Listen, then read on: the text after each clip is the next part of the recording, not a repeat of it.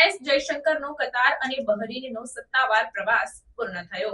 વિદેશ મંત્રી doctor S જયશંકરે 6 થી 9 ડિસેમ્બર 2024 સુધી કતાર અને બહરીનનો સત્તાવાર પ્રવાસ સફળતાપૂર્વક પૂર્ણ કર્યો. તેમના પ્રવાસ દરમિયાન તેમણે બંને દેશોના ટોચના નેતાઓ સાથે મુલાકાત કરી અને દ્વિપક્ષીય સંબંધોને મજબૂત બનાવવા અને સહકારના નવા ક્ષેત્રોની શોધ કરવા અંગે ચર્ચા કરી.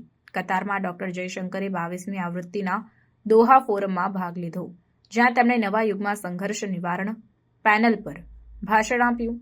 તેમણે પશ્ચિમ એશિયા અને યુક્રેનમાં ચાલી રહેલા સંઘર્ષોના પ્રાદેશિક શિપિંગ અને વેપાર પરના પ્રભાવને હાઇલાઇટ કર્યું અને વધુ ભાગીદારીયુક્ત રાજનૈતિકતાની જરૂરિયાત પર ભાર મૂક્યો. તેમણે કતારના વડાપ્રધાન અને વિદેશ મંત્રી શેખ મોહમ્મદ બિન અબ્દુલરહમાન અલ થાની અને અન્ય મુખ્ય અધિકારીઓ સાથે વેપાર, રોકાણ અને અન્ય દ્વિપક્ષીય મુદ્દાઓ પર ચર્ચા કરી.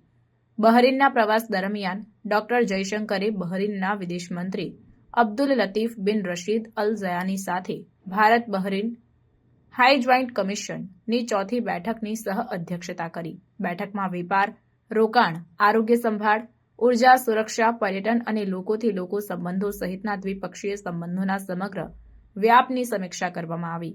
અવકાશ, શિક્ષણ, ફિનટેક અને ટેકનોલોજી જેવા સહકારના નવા ક્ષેત્રો પર પણ ચર્ચા કરવામાં આવી. ડોક્ટર જયશંકરે બહરીનના ઉપપ્રધાન શેખ ખાલિદ બિન અબ્દુલ્લા અલ ખલીફા સાથે પણ મુલાકાત કરી અને દ્વિપક્ષીય સહકારને વધુ મજબૂત બનાવ્યો.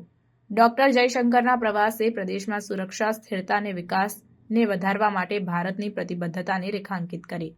તેમણે બહરીનના ભારતીય સમુદાયને પણ સંબોધિત કર્યું અને મનામામાં 200 વર્ષ જૂના ઐતિહાસિક શ્રીનાથજી મંદિરની મુલાકાત લીધી.